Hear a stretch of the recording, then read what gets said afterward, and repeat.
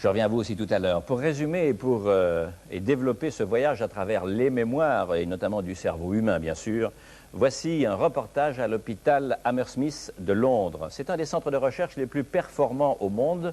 Voici le reportage de Bernard Vaillot et de Bruno Carrette. Nous nous retrouvons dans la marche du siècle tout de suite après.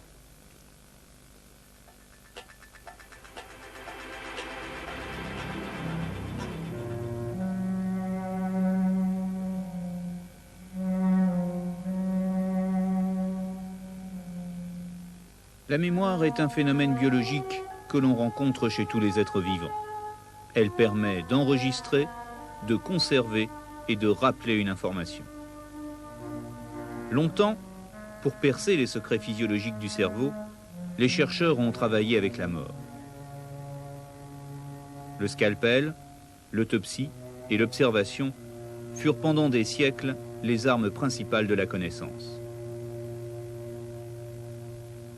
Aujourd'hui, le logiciel a remplacé le formol. Les mystères n'en restent pas moins entiers, ou presque.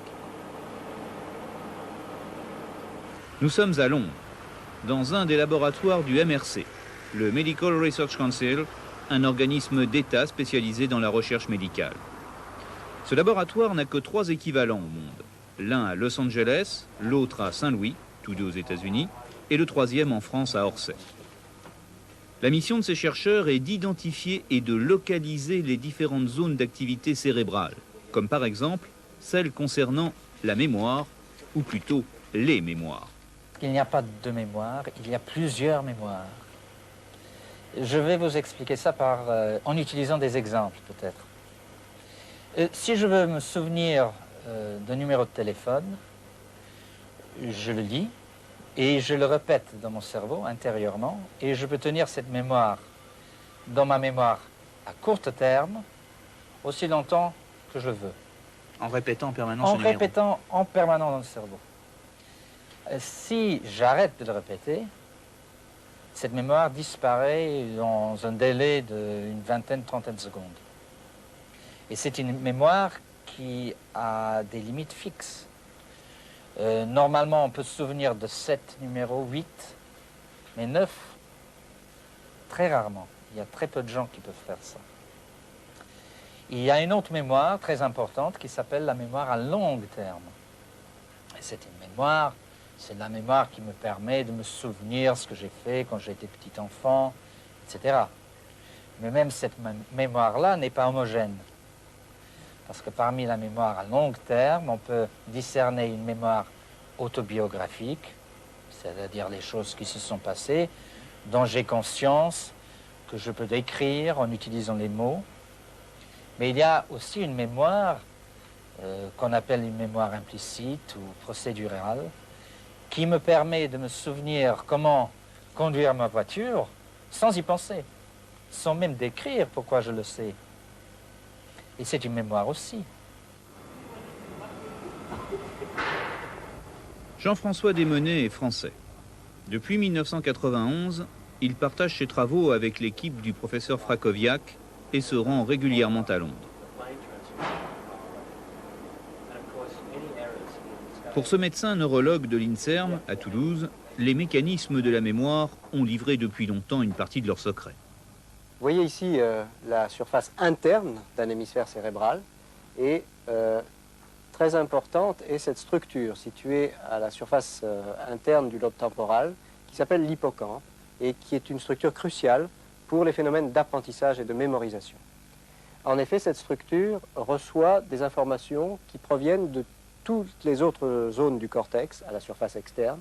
Par exemple, le signal qui correspond à le fait d'entendre un mot prononcé que vous entendez.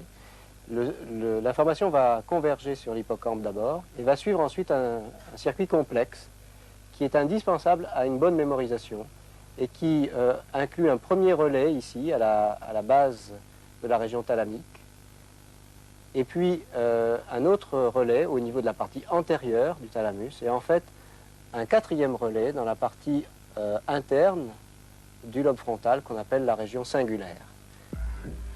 Les milliers d'informations que reçoit chaque jour le cerveau humain sont traitées individuellement à travers ce chemin très compliqué. Là, elles sont analysées, étiquetés avant d'être stockés selon leur contenu dans différentes zones du cerveau. Mais si certaines étapes de ce parcours sont défaillantes, la machine peut s'enrayer. L'indexation, c'est le terme technique, est défectueuse. Au mieux, c'est alors le trou de mémoire, au pire, c'est l'oubli. En fait, le cerveau est un peu comme une gigantesque bibliothèque contenant l'ensemble de nos souvenirs. Si on veut s'y retrouver, il est conseillé d'être ordonné. Si on a un livre comme celui-ci à ranger parmi de nombreux autres dans une vaste bibliothèque, on ne peut pas se permettre de passer tous les livres en revue avant de tomber sur la bonne case, sur la bonne référence qui correspond au livre. Il faut disposer d'une référence efficace qui permet donc de ranger très rapidement le livre et qui permet surtout de le retrouver très rapidement. De la même façon, pour retrouver un mot au moment même où on en a besoin, il faut disposer de bons index. Et cette indexation est probablement à l'origine, lorsqu'elle est défectueuse, des troubles de la mémoire qui peuvent être bénins, mais ils peuvent être parfois plus sévères. Cette connaissance de la mémoire n'est pas récente. Elle date déjà de plusieurs décennies. Ce qui en revanche est nouveau, c'est la précision avec laquelle on réussit aujourd'hui à localiser dans le cerveau les zones concernant les différentes mémoires. Pour cela, le laboratoire du MRC à Londres dispose d'un PET scan. Il s'agit d'une caméra, appositons, qui fonctionne un peu comme un scanner. Pour réaliser l'examen, on va, à l'aide d'une perfusion, injecter à un sujet volontaire et en bonne santé des éléments très faiblement radioactifs. Une fois dans le corps, ces éléments vont se concentrer sur les parties du cerveau qui consomment de l'oxygène, donc qui sont actives.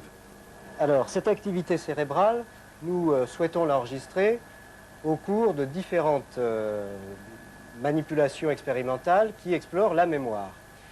Concrètement parlant, une façon concrète d'explorer la mémoire à long terme va être par exemple de lui montrer à ce sujet une liste de mots sur cet écran de télévision et de lui demander d'appuyer sur le bouton de l'ordinateur chaque fois qu'il entendra un nom d'animaux de petite taille. À ce moment-là, il fera appel à une forme de la mémoire à long terme qu'on appelle la mémoire sémantique, les connaissances sémantiques, et on va ainsi s'arranger pour stabiliser son activité cérébrale pendant les 30 secondes à 2 minutes, 3 minutes nécessaires au scanner pour enregistrer l'activité cérébrale. Et on va donc pouvoir ainsi visualiser la carte fonctionnelle du cerveau reliée à la mémoire sémantique. Cette carte, elle est apparue pour la première fois sur l'écran d'un ordinateur il y a seulement quelques mois. Résultat des travaux menés par Jean-François Desmenais et un autre chercheur, Eraldo Paolescu. À partir des données recueillies par le PET scan et à l'aide d'un traitement informatique long de 2 jours, ils ont pu reconstituer une image précise des zones d'activité de la mémoire. Dans cet exemple, il s'agit d'une tâche de mémoire à court terme. Vous voyez effectivement ces 2 taches rouges veulent dire que ces régions-là, ces petites régions du cortex cérébral gauche, de l'hémisphère cérébral gauche, ont été activées pendant la tâche de mémoire à court terme, comme par exemple se souvenir d'un numéro de téléphone et se le répéter pour ne pas l'oublier. C'est cette zone du cerveau précisément qui a travaillé durant cette période. Ici en arrière se situent probablement les cellules impliquées dans le stockage du numéro. Et ici en avant, cela correspond à l'activation de la petite zone motrice qui travaille et qui fait que nous nous répétons le numéro pour ne pas l'oublier. Aujourd'hui, on sait très exactement où se loge la mémoire à court terme au cœur de l'hémisphère gauche. On commence également à connaître, grâce à ces recherches, quelques zones beaucoup plus éparpillées de la mémoire à long terme. La carte du cerveau se dessine, même si à ce jour, seules les grandes lignes sont visibles. Longtemps, l'organe le plus noble est resté une énigme. La technologie moderne en apporte les clés une par une. Mais ces milliards de neurones sont autant de mystères. Et pour percer tous leurs secrets, les chercheurs n'ont pas fini de se remuer les méninges. Nous allons donc agiter les nôtres et nous allons essayer d'approfondir cette vulgarisation des connaissances que, grâce à vos expériences, mesdames, et à vos connaissances également, et vos observations, messieurs, vous pourrez mettre à notre portée. Alors, je voudrais, docteur Bernard Laurent, que nous puissions tout de suite prendre des exemples. Alors, premier exemple, comment fonctionne le mécanisme du souvenir. Si je prends par exemple un objet, ma montre, comment va se faire la reconnaissance, la sollicitation, l'identification, comment ça va fonctionner? Si on prend une montre, ce qu'il faut comprendre, c'est que le cerveau va traiter ça par étapes. Et ce qui nous intéresse, c'est un peu de raisonner sur ces différentes étapes, et on s'aperçoit quelquefois que les maladies interrompent une des étapes. Il va y avoir par exemple des neurones qui vont dire c'est un objet avec une forme parallèle, c'est noir. Et puis, par étapes successives, je vais dire c'est un objet qui est une montre. J'ai en tête une référence de montre, qui n'est pas forcément celle-ci, qui est un espèce de prototype de montre, je la compare et je sais que c'est une montre. Et puis ça, c'est la mémoire sémantique. Et ensuite, il y a la mémoire épisodique. Je sais que c'est ma montre et éventuellement, je me rappelle de l'endroit où je l'ai acheté, qui me l'a offert. Ça, c'est la mémoire épisodique. Je vais me rappeler le contexte où je l'ai acquis. Et puis, je peux découvrir que cette montre est cassée, qu'il faut changer le bracelet. À ce moment-là, il faut que j'inscrive la consigne d'aller faire la course. C'est la mémoire prospective. Donc, en fait, en voyant un stimulus aussi simple que ça, toutes les étapes se font en parallèle, très rapidement et de façon automatique, heureusement. Ouais. Alors, avant de voir quel type de trouble interrompt éventuellement l'une ou l'autre ou la totalité des étapes, combien de temps, ou plutôt de quel facteur dépend le temps que met le cerveau à retrouver son information dans la bibliothèque dont on nous a parlé tout à l'heure? Alors, ça dépend du bon rangement dans la bibliothèque. Ça ne dépend pas tellement de l'ancienneté du souvenir, puisqu'on est quelquefois très gêné pour des souvenirs qui ont été acquis au bout de quelques minutes. Ça dépend de la force de l'impression au départ, éventuellement de l'émotion qu'on a eue au moment du souvenir, du travail intellectuel qu'on a fait sur ce souvenir et du nombre de fois où on l'a rappelé. Et si on l'a rappelé très souvent, le rappel peut être très rapide. Alors, quand c'est rapide, c'est quel laps de temps? Oh, ça peut être quelques millisecondes, ça peut être 400 millisecondes, par exemple. Monsieur Lurie? Oui, la familiarité, effectivement, est très très importante. Ça a beaucoup été étudié pour les mots. La familiarité, c'est-à-dire plus on sollicite dans notre bibliothèque un souvenir, quelque chose que nous avons à reconnaître, plus ça va vite. Plus on a entendu un mot. Et la théorie de la mémoire épisodique dont parlait Bernard va jusqu'à l'idée que chaque fois que l'on rencontre un mot ou qu'on l'a entendu, qu'il donne lieu à une trace. Et c'est son abstraction qui fait que sur une population de traces, on a la mémoire de ce mot. Ainsi, chaque fois qu'on a entendu le mot bateau, chaque fois qu'on a vu le visage de Jean Piat, de Marilyn Monroe, de John Wayne, il donne lieu à une trace. Et par les milliers de traces, Monsieur Piat est tout à fait honoré d'être une trace. C'est une très belle comparaison, c'est tout. Il y a une c'est quoi, c'est Marilyn qui vous gêne? Non, pas du tout, au contraire. Une belle association d'idées, en tout cas. Il y a une abstraction qui se fait, et on a pu le faire avec les mots dont on connaît la fréquence d'utilisation, en mesurant à la sortie des hypermarchés dans la rue, les langages des gens, et on compte le nombre de mots, ou alors en prenant des livres, etc. Et c'est très bien fait pour la langue française. Mais dans le cas d'une sollicitation ordinaire, moyenne, usuelle, c'est-à-dire qui se fait très fréquemment dans la vie d'une personne, quel est le laps de temps? C'est vraiment de l'ordre des millisecondes, de quelques millisecondes? Alors justement, ça dépend de la fréquence. Si on prend un mot très très fréquent, par exemple, on donne des mots comme bateau, etc., puis qu'on demande de les retrouver, ça va être de l'ordre de 400, 500 millièmes de seconde. Mais si on demande des souvenirs qui sont assez peu familiers ou des visages non familiers, on va voir que ça va prendre 1 seconde et demie, 2 secondes, 2 secondes et demie. Alors, les présentations, c'est M. Alain Lieury, qui est psychologue et qui est directeur à Rennes du laboratoire de psychologie expérimentale, qui vient d'expliquer. Alors, question dans le sens inverse, combien de temps faut-il pour mémoriser une information? Je vois ma fiche sur laquelle il y a les noms de tous les participants, au cas où j'ai un trou de mémoire d'ailleurs, leur qualité et leur titre. Combien de temps il faut pour mémoriser ça? En tout cas, la première ligne. En gros, il faut 2 secondes par mot. Comme l'expliquait Bernard tout à l'heure, c'est bien de réfléchir en termes d'étapes. Car on a l'impression, et les pédagogues ou les gens de la rue ont l'impression que le mot est une entité toute faite, ou qu'un visage est une entité toute faite. Or, il se construit dans des multiples étages de la mémoire, et il faudrait un petit peu considérer la mémoire comme une espèce de gratte-ciel, où l'information se fait de plus en plus élaborée en montant les étages. Alors justement, combien d'informations peut-on retenir simultanément? Le sait-on? Eh bien, c'est très vieux, on le sait depuis un siècle. Lorsqu'on présente des unités familières comme des mots, on peut en rappeler tout de suite 7. On a fait un rapprochement avec certaines données magiques au moment de la Renaissance, et un psychologue américain très célèbre a appelé ça le nombre magique 7. S'il est célèbre, dites-nous son nom. Miller, Bon, George d'accord. Miller. Et si on voit une liste de 7 mots, on peut les retenir instantanément. Tout de suite. Oui. Bien entendu, c'est une moyenne. Oui. Bien entendu, c'est une moyenne. Ça va de 6 à 9 chez les personnes. Alors maintenant, je vais compliquer un peu le jeu, si je puis dire. Une opération familière, par exemple, frapper à la machine, sollicite des informations de différents niveaux. Alors qu'est-ce que ça fait intervenir, Alors là, comme vous dites, Monsieur c'est Laurent très- ou Monsieur Liori? C'est très très complexe parce Oui, que mais les c'est deux un cerveaux assez bon interviennent. modèle finalement, parce que quand vous tapez à la machine, à la fois vous allez vous servir de procédures que vous avez appris, de mémoire procédurale, d'automatisme, du clavier. Oui. Vous allez vous servir Tout de le monde sait que les doigts savent que le clavier est AZERTY sur les machines et je ne sais pas quoi. Enfin, dans Exactement, notre, en les France. doigts courent tout seuls. Pour apprendre.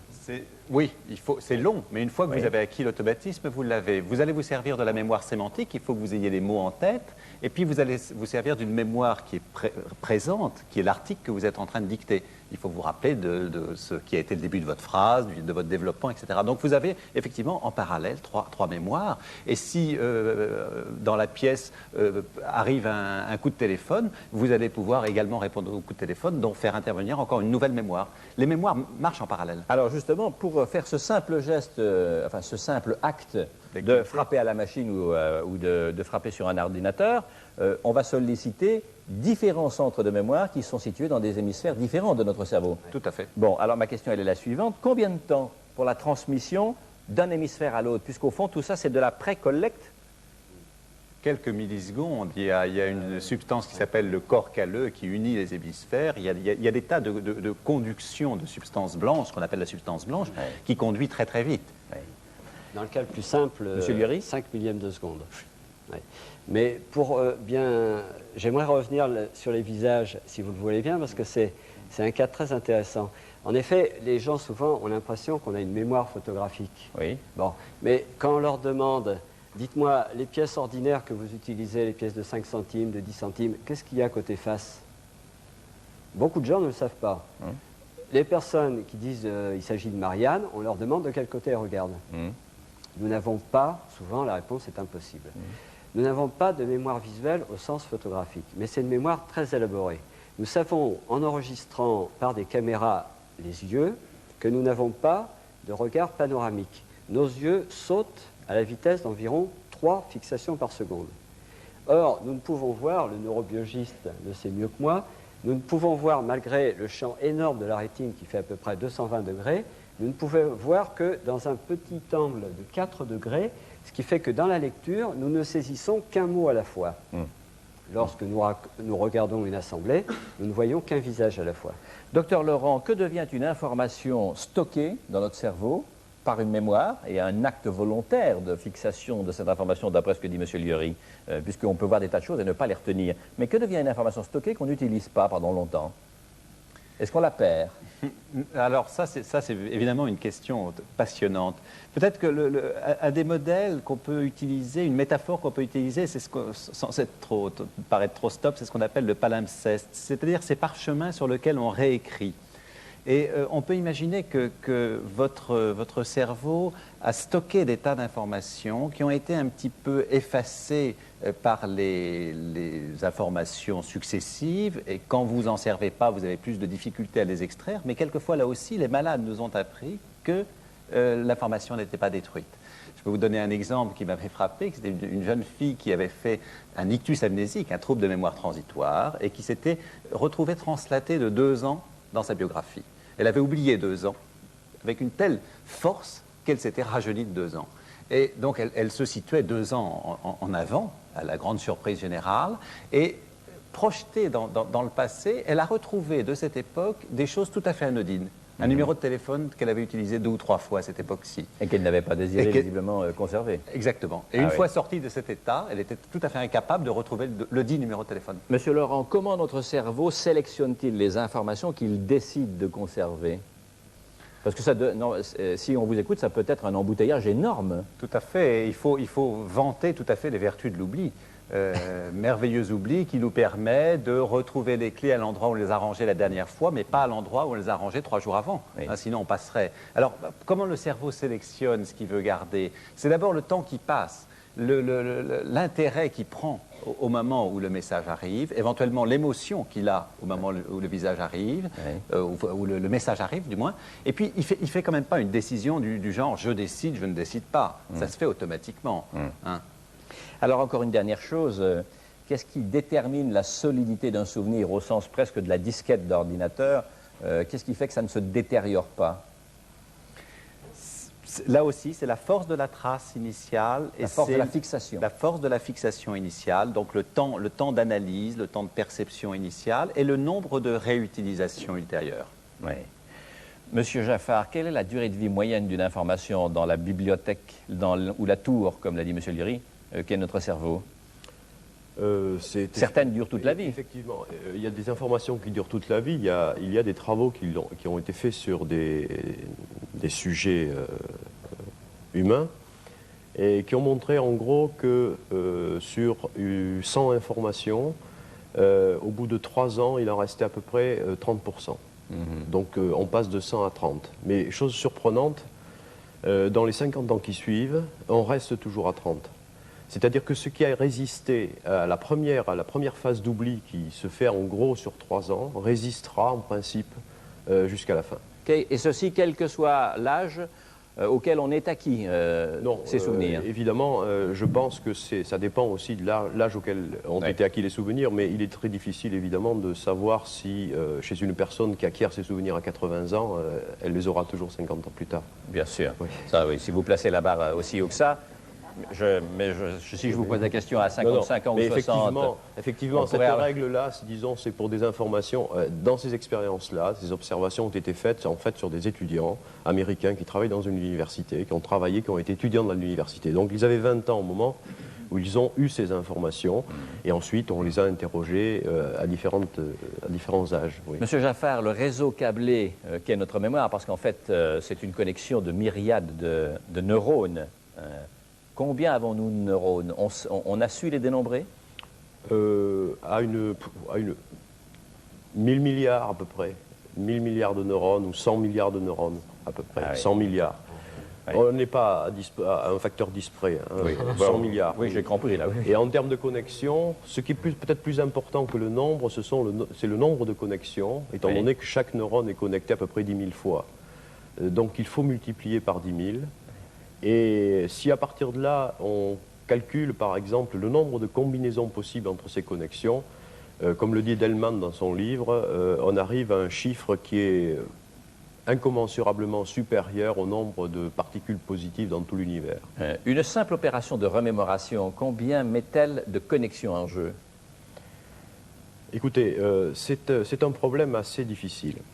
Il y a des expériences qui ont été faites qui ont consisté simplement à voir combien de neurones étaient nécessaires à un chat pour se souvenir ou discriminer entre des raies verticales et des raies horizontales. Donc s'il a des raies verticales, on lui a appris qu'il avait du ronron, et s'il a des raies horizontales, il n'a rien. Bon. Et là, on peut étudier le métabolisme cérébral et évaluer le nombre de neurones qui interviennent uniquement pour ça, qui est relativement simple finalement. Et on s'est rendu compte en fait qu'il y avait environ 100 millions de neurones qui étaient dans le coup, si je puis dire. Et en plus, ces 100 millions de neurones n'étaient pas localisés. Il y en avait un peu dans tout le cerveau. Ce qui fait, ça remet un peu en cause ces notions un tout petit peu simples, disons par analogie avec l'ordinateur, de réseaux qui resteraient stables, immuables.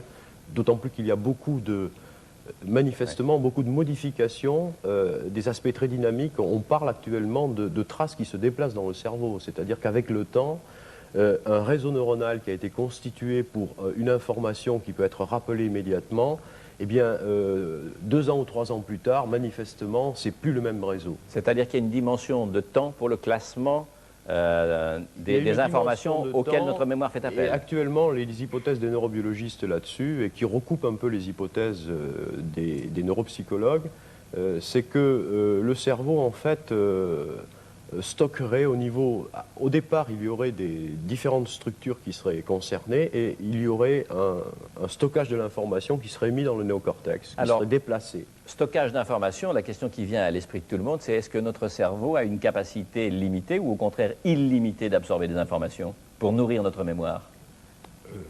Bon, c'est plutôt illimité que limité, mais on peut pas évaluer cette... Peut-être que... Je pense que c'est limité, oui. Monsieur Liori?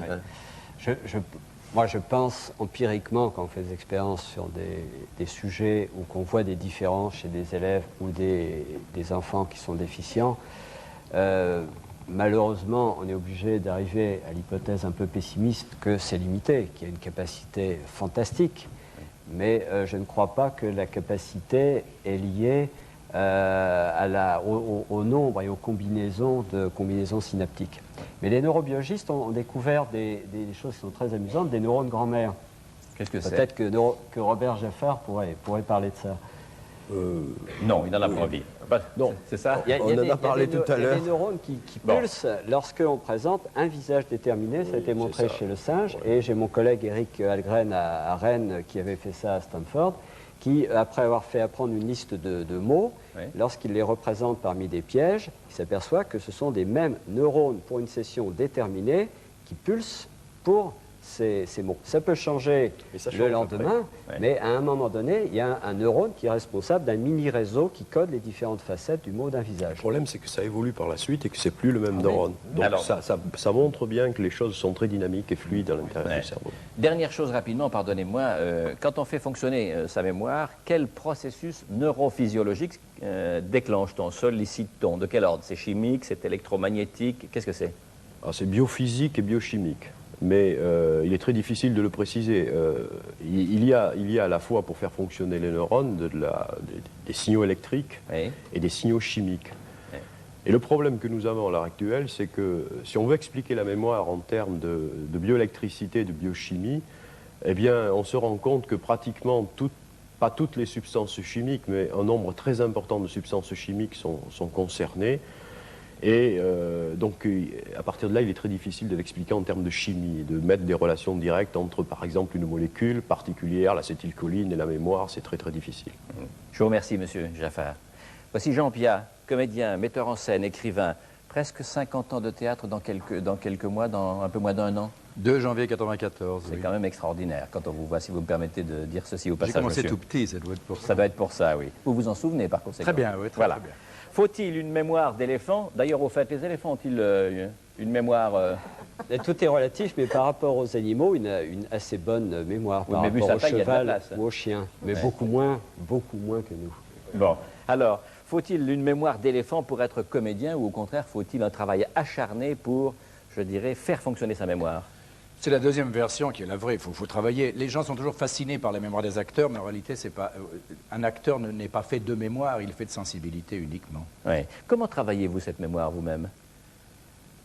Je vais vous dire une chose toute bête. J'apprends jusqu'au moment où je sais.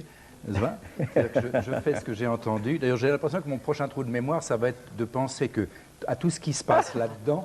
Et là, je vais oublier mon texte. La panique, là. Ça, c'est certain. Oui. Parce que je suis fasciné par tout ce que j'entends. C'est la répétition qui fixe votre mémoire. Exactement, exactement. La répétition plus quelque chose qui vous appartient en propre et qui aurait une dimension sensitive. Vous parliez tout à l'heure d'une chose qu'on retient plus facilement. Je crois que quand elle est liée à une émotion précise, on la retient plus facilement. Et jouer la comédie, au fond, c'est restituer des états, donc des émotions, qu'elles soient comiques ou qu'elles soient dramatiques. Et par conséquent, la mémoire est liée à ces émotions-là. Et puis elle est liée à toutes sortes de facteurs aussi qui consistent à bouger, c'est-à-dire la mémoire gestuelle, si vous voulez. C'est toute la différence entre la mémoire chez vous, répétant le texte, et sur scène.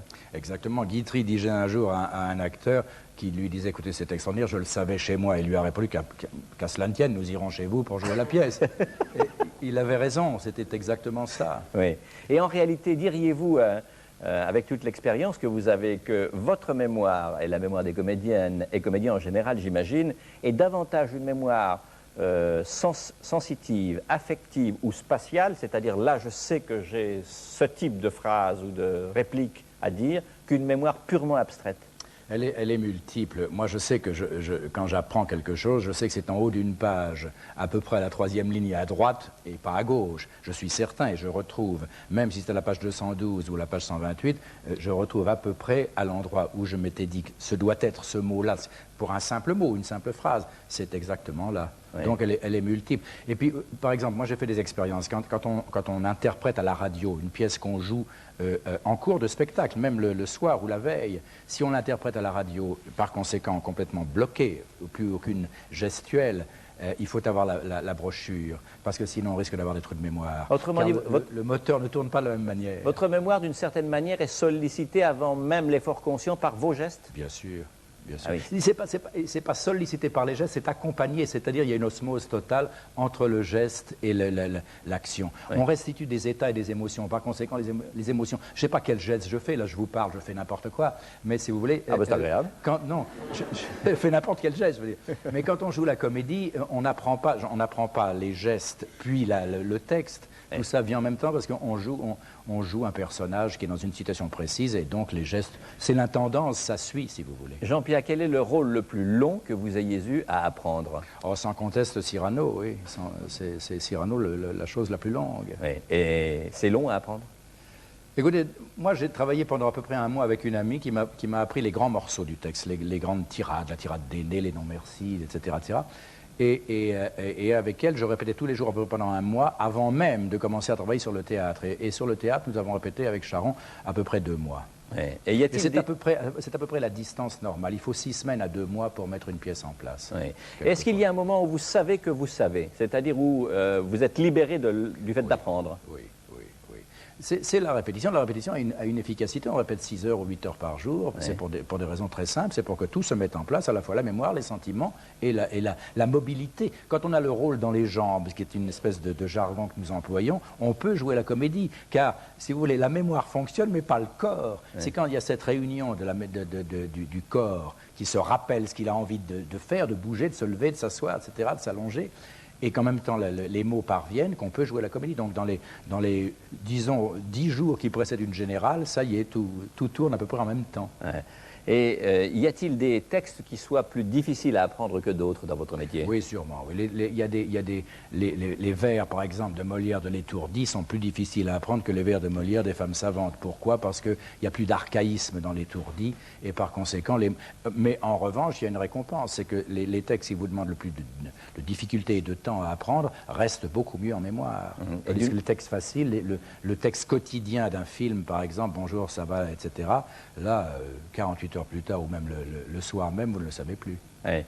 Ils ont moins d'imprégnation. Oui, et puis le cinéma n'exige pas cette répétition que le théâtre implique, ouais. Et par conséquent, je suis certain que Belmondo peut jouer Cyrano dans 15 jours, alors que Depardieu, sans doute pas, parce qu'il n'a fait que pour le cinéma, il n'a pas répété, il n'a pas joué. Il a joué que moteur, boum, il a dit son texte. Alors, je vais le leur sans dire. Doute parti. Je vais le leur dire. Oui, vous pouvez le leur dire, ils l'entendront certainement. D'ailleurs, j'avais entendu une interview de Diana Riggs, qui est l'héroïne de Chapeau melon et bottes de cuir, et on lui demandait quel est l'épisode qui lui avait qu'elle avait le plus en mémoire. Et à mon grand étonnement, finalement, elle s'en révélait incapable. Elle disait... non, je ne m'en souviens pas. Ils étaient tous construits sur le même mode. Et finalement, c'est ce que vous... Oui, moi, je peux rejouer des rôles que j'ai joués quand j'avais 25 ans. Ceux de 45, je ne rejouerai pas. Mais par exemple, Les Rois maudits, je ne sais plus du tout dans quel épisode se situait telle ou telle chose. Et je ne sais plus du tout une ligne de quoi que ce soit. Et pourtant, on a travaillé 9 mois, ce petit ouvrage. Mais je ne l'ai pas répété, je ne l'ai pas rejoué.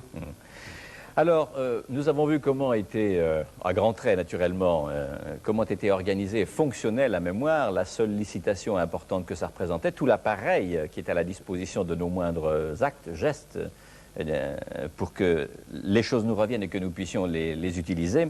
Je voudrais que nous abordions maintenant les grands troubles après le fonctionnement, c'est-à-dire les dysfonctionnements. Voici un trouble sérieusement handicapant qui est celui que subit Étienne. À la suite d'un traumatisme crânien, cet homme a perdu depuis plus d'1 an la perception des couleurs, des visages, des objets. C'est ce que vous appelez dans votre langage la prosopagnosie. Voici le reportage de Bernard Vaillot et de Philippe Audy.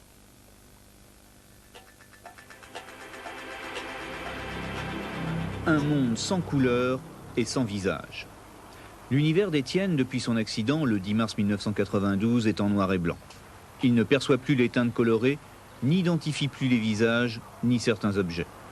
Il se souvient, sa mémoire n'est pas vraiment en cause, mais il ne reconnaît plus. Le mécanisme qui, couplé à la mémoire, permet d'identifier personnes et objets, ne fonctionne plus correctement. Résultat, lorsque son médecin l'interpelle dans la rue, la réponse est d'abord un grand silence. Ah, c'est le docteur... Non. Oui, oui, c'est moi. Bon. Ça y est, vous me reconnaissez? Ouais. Ah, vous avez Ça du y est, mal. ça y est. Moi, j'ai des pièces. Alors, hein? C'est de là, on paye. Oh, bah, on peut... Oui, nous, on rentre... Bah, c'est moins perdu parce que c'est tout droit. Le 10 mars 1992, Étienne a été victime d'un traumatisme crânien qui a entraîné un coma. Lorsqu'il s'est réveillé au bout de 12 jours, le monde pour lui avait changé définitivement.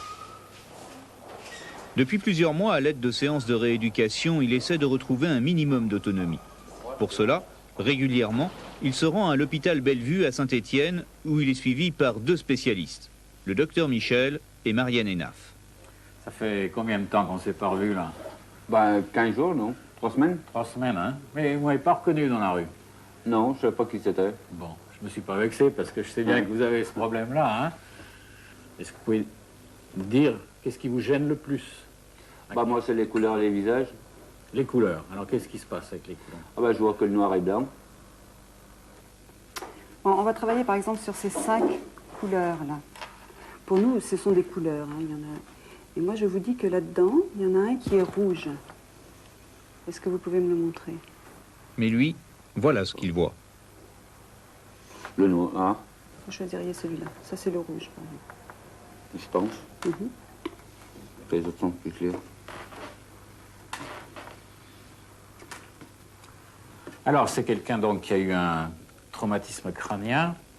Probablement le choc a été par en haut. Il y a eu un contre-coup et ce contre-coup a entraîné une hémorragie. Là, vous voyez, j'ai un cerveau en plastique qui est bien imité. Donc, je le démonte. Le cerveau ne travaille pas globalement. Il a des endroits où il traite d'une chose ou d'une autre. Par exemple, ici, il traite de la couleur. Ici, il traite du mouvement. Ici, il traite de l'orientation des lignes, probablement aussi de la profondeur. Et ici, en particulier, il traite des lignes très fines que sont les lettres. Donc, la lecture qui est intacte chez notre malade se fait dans une région qui n'est pas touchée. Par contre, la région la plus touchée, c'est la région qui traite la couleur et les visages. Justement là où il y a eu les hémorragies. Donc il ne perçoit plus aucune couleur. Ben oui, apparemment, c'est en tout cas ce qu'il vit. Pour lui, le monde est devenu tout gris, avec du blanc et du noir, mais essentiellement du gris. Les zones touchées par l'hémorragie traitent aussi la reconnaissance des visages et des objets. Résultat, Étienne, mais également ancien ouvrier du bâtiment, arrive très difficilement à identifier des outils courants. On peut toucher? Non, on ne touche pas. On dirait une scie. Oui. Par où on la tient là? Par où on la... Oui. Prenez-la, montrez-moi. Voilà, d'accord. Bon. Même problème avec le pinceau.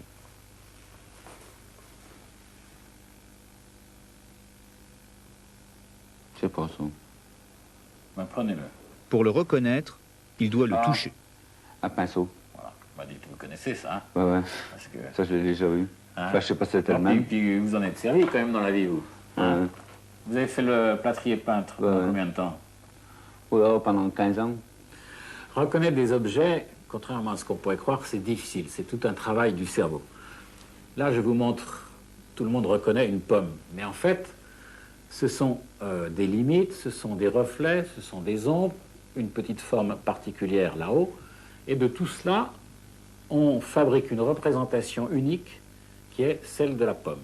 Ça ne nous est pas donné par la pomme, c'est notre cerveau qui extrait de tout ce que je vous ai raconté, tous ces éléments visuels, reconstruit, fabrique un objet qui est la pomme. Et donc ça, cette image-là est mémorisée, et ensuite, lorsqu'on voit une autre pomme, on sait que c'est une pomme, c'est ça? Voilà. Alors, qu'est-ce qui ne fonctionne pas chez ce malade qui l'empêche de reconnaître une pomme? Alors, à l'entrée, si vous voulez, sa rétine marche bien, ses yeux marchent bien, et aussi, à l'entrée dans le cerveau, ça marche pas mal. C'est-à-dire qu'il voit des reflets, il voit des ombres, il voit des lignes, il voit pas des couleurs, par contre. Bon. Mais de tout cela, il faut extraire une représentation. Il faut fabriquer un objet mental, et ça, il a des difficultés avec ça. Il n'arrive pas à concevoir cet objet mental, et donc il ne peut pas le comparer aux images qu'il a en mémoire, et donc il ne peut pas savoir voilà, que c'est il une ne peut pomme. pas, et puisqu'il n'a rien à comparer, en fait. Il n'aurait que, encore une fois, des reflets, des textures, des ombres, des lumières. Ombre et lumière, sans couleur, ni saveur, ni odeur. Car Étienne a aussi perdu la sensation du goût et de l'odorat. Comment ça se passe à table? Bah, ça se passe. Pour le manger, hein, ben... Vous reconnaissez les aliments que vous avez dans votre Non. assiette? Ah bah là, c'est du poulet et du poulet et la salade. Mais vous le savez parce que vous l'avez reconnu ou parce qu'on vous l'a dit? Non, parce enfin, je l'ai su. On vous l'a dit? Oui. Si on ne vous l'avait pas dit, vous ne sauriez pas que vous avez un morceau de poulet dans votre assiette? Non, c'était la viande, mais quoi, je sais pas. Et si on vous met une tomate, par exemple? Bah, comme j'ai pas l'odorat, alors... Vous n'avez pas le goût non plus? Non. Vous avez perdu la sensation de goût. Est-ce que vous faites la différence, par exemple, entre un verre de rhum et un verre d'eau? Si vous le buvez, au goût, simplement. Ah non, ce sera la même chose, ouais. Ça sera la même chose. Ce sera la même chose. Mais le pire est l'incapacité à reconnaître les visages. Étienne est perdu dans un monde d'étrangers qu'il ne peut identifier qu'au son de leur voix. Sans cet élément sonore, comme par exemple dans le cas d'une photo, l'identification est alors presque impossible. Je sais que c'est difficile pour vous, mais je vais vous montrer quand même des photos, là. Là, par exemple, qu'est-ce que vous voyez? Vous avez une idée qui c'est? Non, pas du tout. C'est un homme ou c'est une femme? Pas là, pas les cheveux.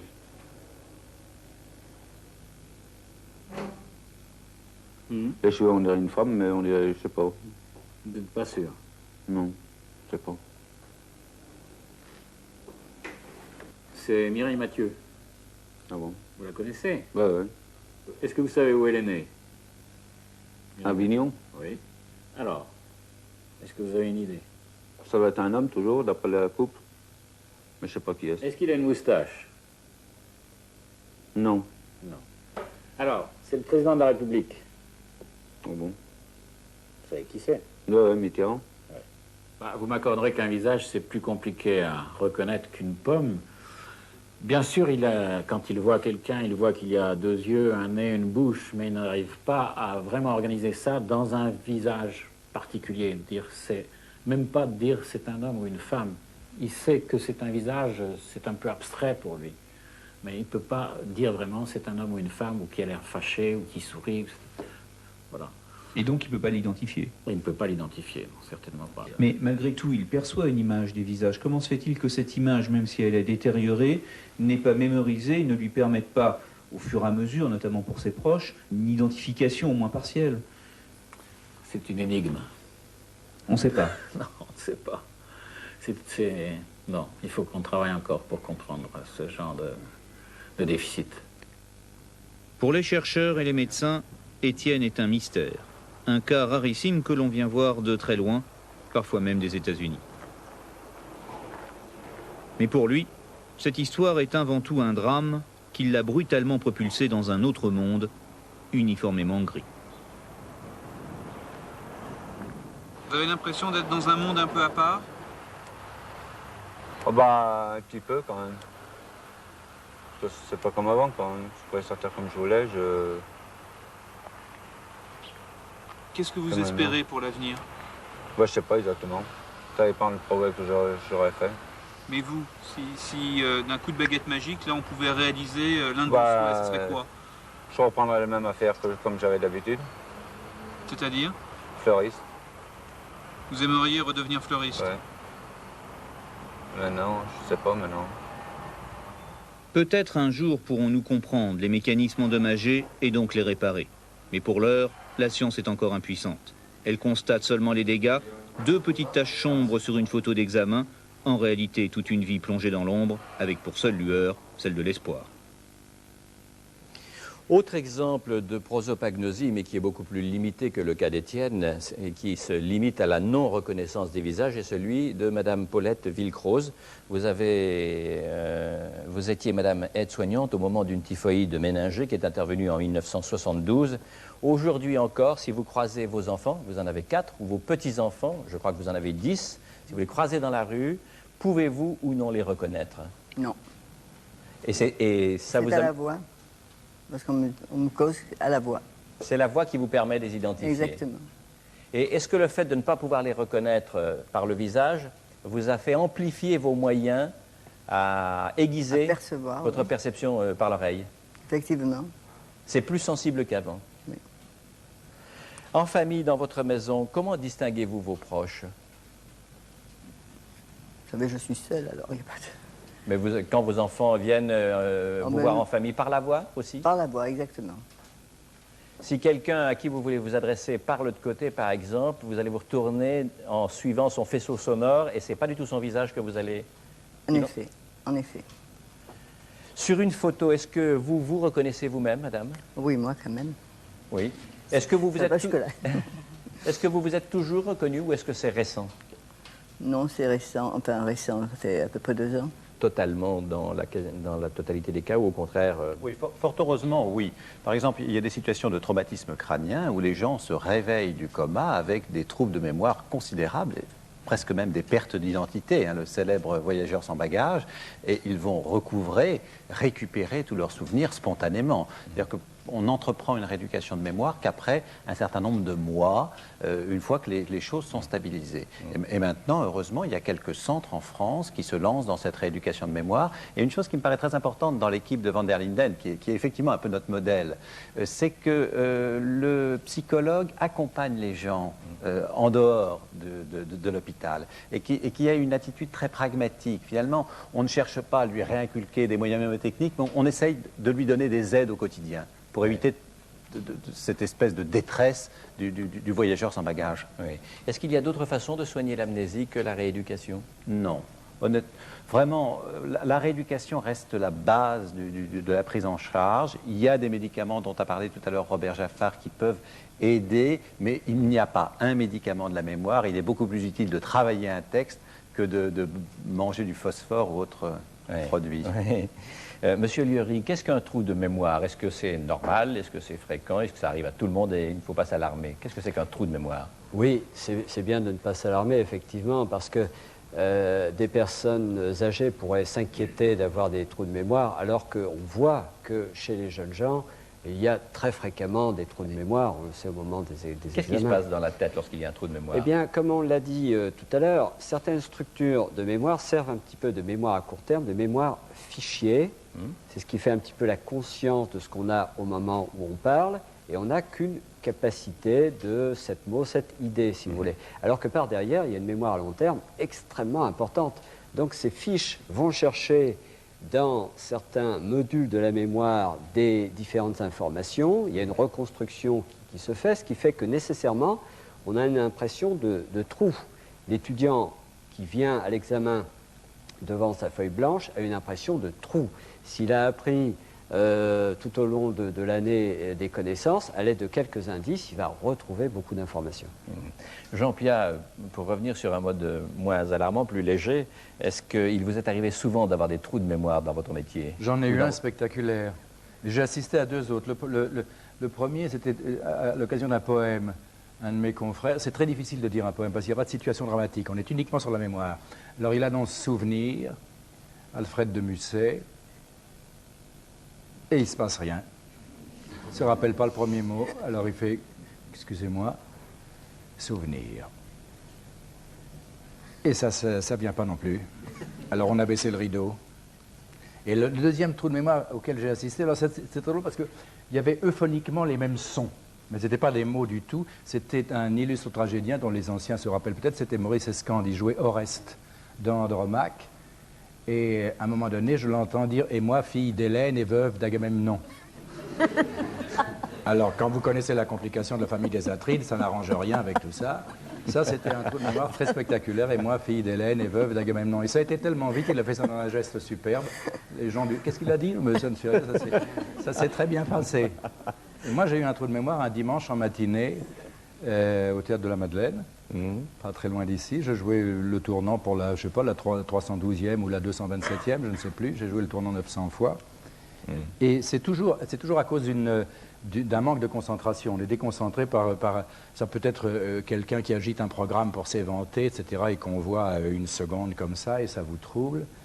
Et alors, j'ai eu le sentiment que je ne savais plus où j'étais.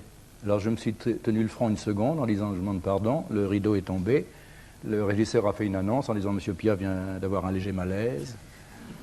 Il va reprendre dès que ce sera possible, enfin, du moins nous l'espérons. Et pendant ce temps-là, M. Pia est en train de piquer la brochure dans un coin des coulisses. Et puis je me suis dit, bon, ça y est, on repart, le rideau s'est relevé. Il y a eu un tonnerre d'applaudissements, car c'est très injuste pour nous, les trous de mémoire. Autant les gens peuvent en souffrir, autant nous, c'est un agacement provisoire et moindre que tout ce que j'entends là. Ouais. Et c'était un tonnerre d'applaudissements. Et puis voilà, c'est reparti. Les gens se disaient, tiens, la matinée va continuer, tant mieux, on ne va pas rentrer prématurément chez nous. Ouais.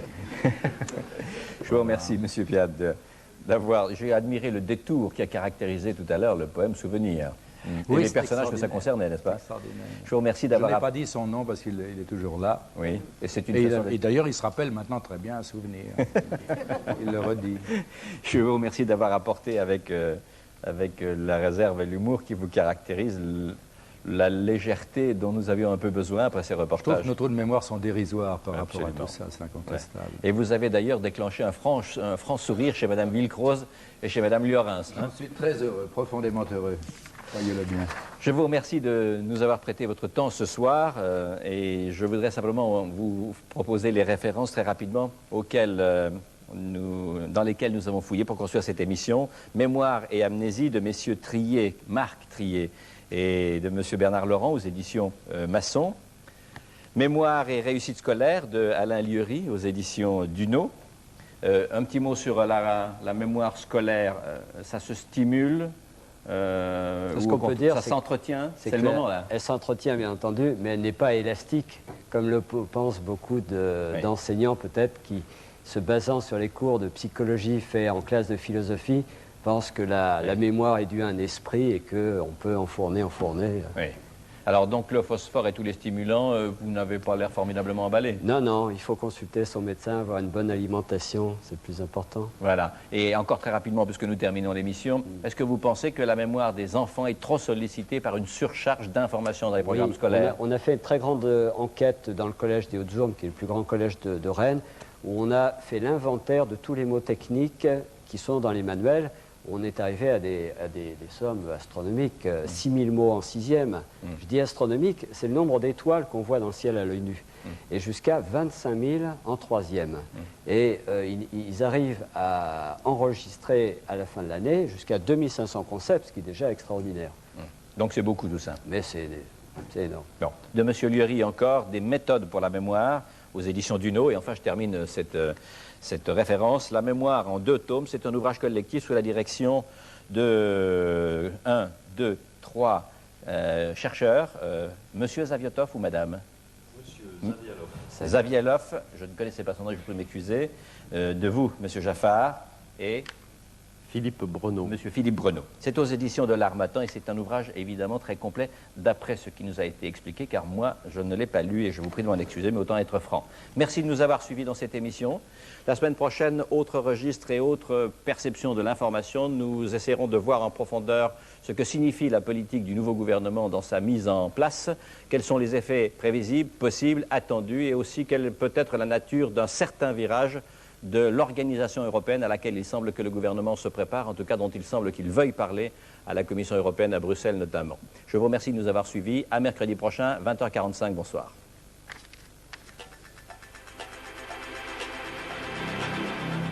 Ma mémoire en est heureuse, rien de ce...